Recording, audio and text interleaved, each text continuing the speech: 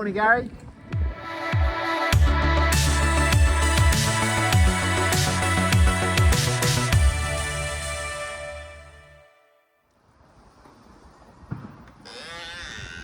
Okay, here we are at Eastwood on a Saturday to carry on with fixing the boat. We left you off Tuesday. You were doing the checking the cylinders and the engine. How did that go? So compression was all good, everything was good like that, but I've got to do valve clearance today, check for any bent push rods, things like that. So that was all looking good. Propshaft wise, companies come back to us, can do one no problem, but the size of the whole assembly is limited by the smallest flange in the drive. Right. So we just need today to just check the size of that series joint on the port side to make sure the one they're going to do is that size and it's got an adequate. It's sort of going okay, although still obviously lots to do on there. Yep. We'll see how some of that goes today, but hopefully valve clearance goes well. Yeah. Finish the engine inspections. Not got anything gone weird there. Oil filter's got to come off, get cut open, have a look at that, and the gearbox one, so that'll give us a bit more info today. Yeah. See where we're at. Just measuring the other prop shaft because we want to just check what size that is. So we measured the yoke there and then removed the distances and also got the diameter just to verify it's the bigger size. Check the broken one that came off the starboard side and it is much smaller. So that was it's an 83 30mm diameter on the bearing, and the one on the port side I just measured is 107 and 35. A bunch of figuring out, head scratching and interneting, worked out that the broken one here is a 1350 Spicer, and the one on the port side, the bigger one, is a 1480.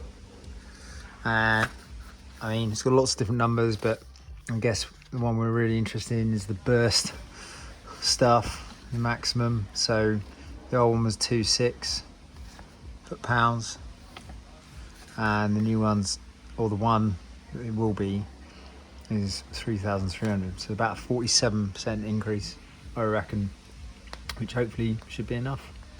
So I'm pulling these off. These are the girdles.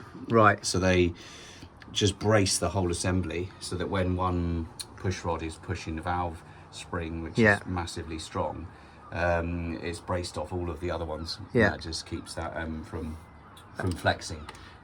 It's a bit of an old school way of doing it, but it works. But that's because we're using its 1940s technology, basically. And what were they revving to then? About 5? Probably at the most 4.65. Yeah. And now what are we pushing it to? We're running around 6.4, but obviously this one pinged 9 grand the other day. Yeah. So that's all there just to strengthen it. Yeah, and they do that with the drag racing with them in this sort of setup, but obviously they do it for seconds, not like we do for hours.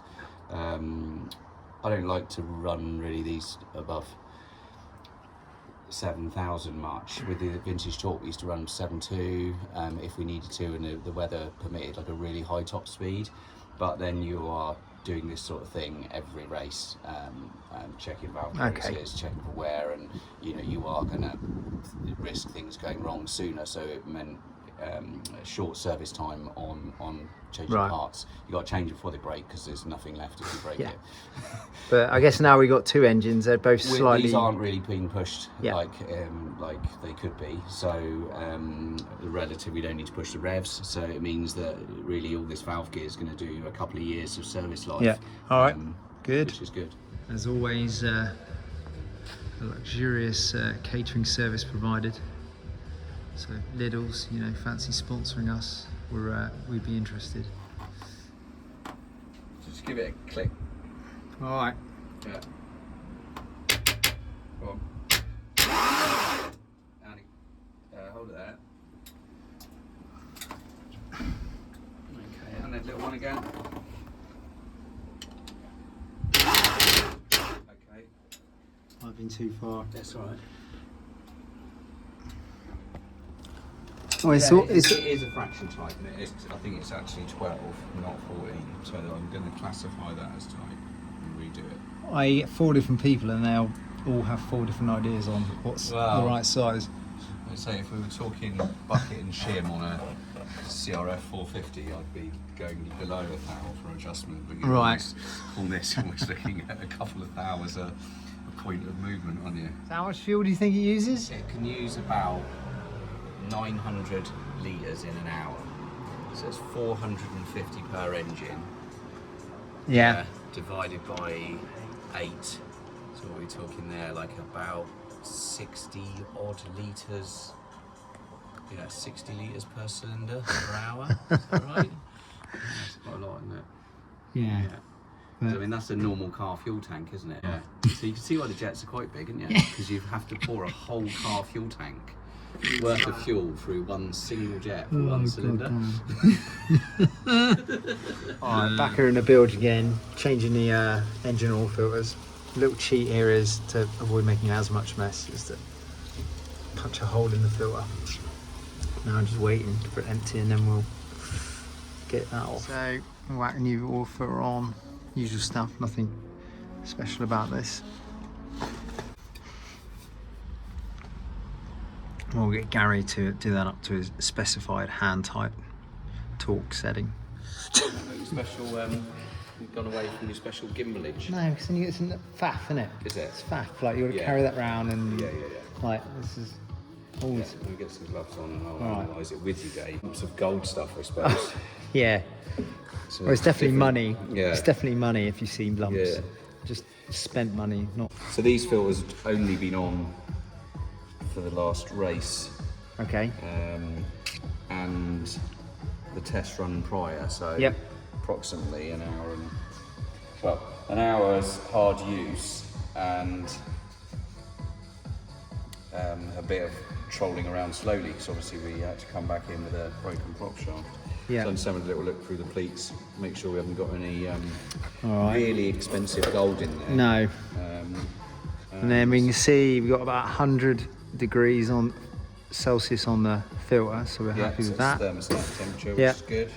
And so these aren't your standard filter, are they, No, Gary? so these are designed for NASCAR actually, and they run a huge connection size, and they're designed to be able to flow all of the oil at full RPM out of a dry sump pump system, so that they're high capacity and Yeah. capable of withstanding high pressure. Yeah. We check these every race. We don't change the oil every race, but we'll check these every race. So that's looking good. So the other ones will open up. We'll open it up on here, I suppose. A little bit. Yeah. Yeah. So this one again, 104 degrees. This one, so it's running slightly. Oddly, the starboard engine has more of a cooling system on the oil side, but many factors that could Yeah. make that slightly different the way it's working. Well, one side's got 2 cooler plates and one side's got a larger single, isn't it? This Because is of the one- gearboxes. This is the one with 2 cooler plates. Right. So you'd think it would run a bit cooler, wouldn't you? Yeah. But it could be just something as simple as the oil stat. Yes. It is fractionally Yeah, sure. different.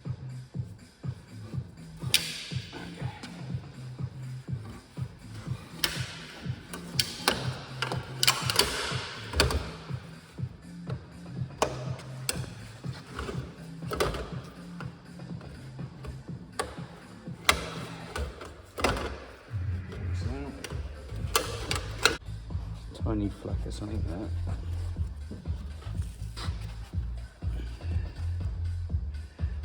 See whether it's magnetic, it'll give us an idea of what we've got, won't it?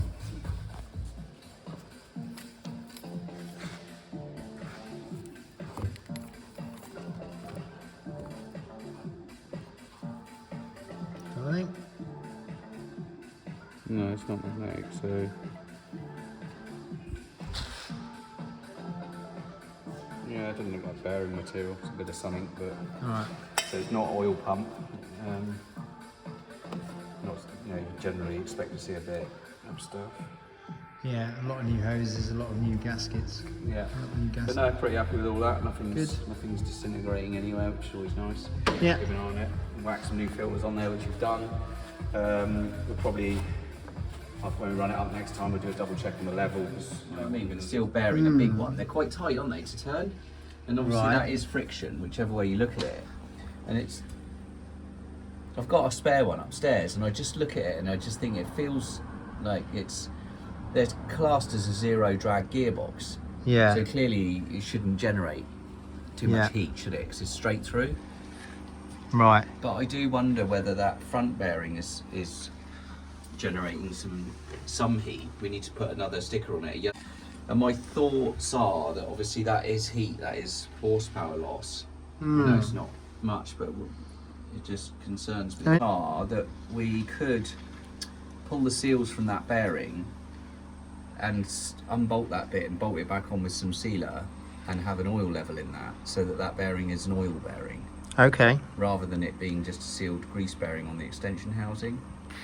So you want to take the gearbox? I'm not saying that that's what we're going to do now, but I just Right, it's you something want that I've pondering. noticed, and it's not what I expected.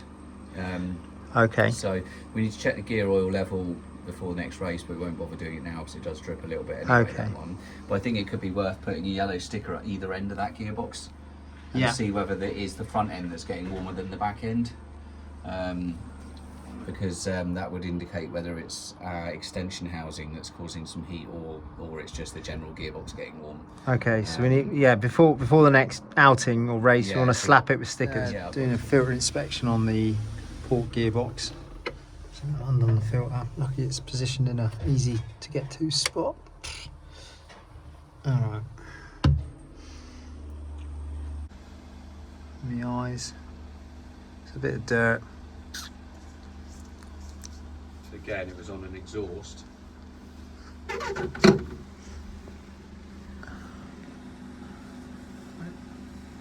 The inlets always seem to be the ones that get a slight grow, and the exhausts tighten. Alright. On this oil filter, Yeah. it all looks good. I haven't. I mean, I'll check on with the oil if there's anything in the bottom of the can. Yeah, just maybe wash it out a bit, break yeah. it, as what we've done last time, see if you got any debris, but it's all looking No, pretty there's good. nothing in the pleats. And what's so, the oil colour looking like? It's usual brown weirdness. Yeah. Do you want to have a look? Yeah, still got a hangover from that additive we put in there, isn't it, a bit? Yeah. Smells like gear oil, doesn't it? Yeah, it smells pretty horrible. I think the And then gearbox the got up gearbox- to 77.